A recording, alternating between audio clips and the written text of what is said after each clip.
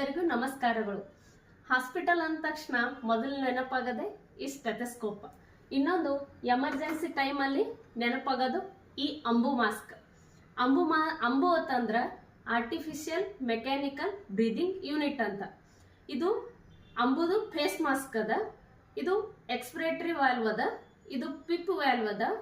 ಇದು self ಇನ್ಫ್ಲೆಕ್ಟಿಂಗ್ bag ಅಂತಾರೆ ಇದಕ್ಕೆ.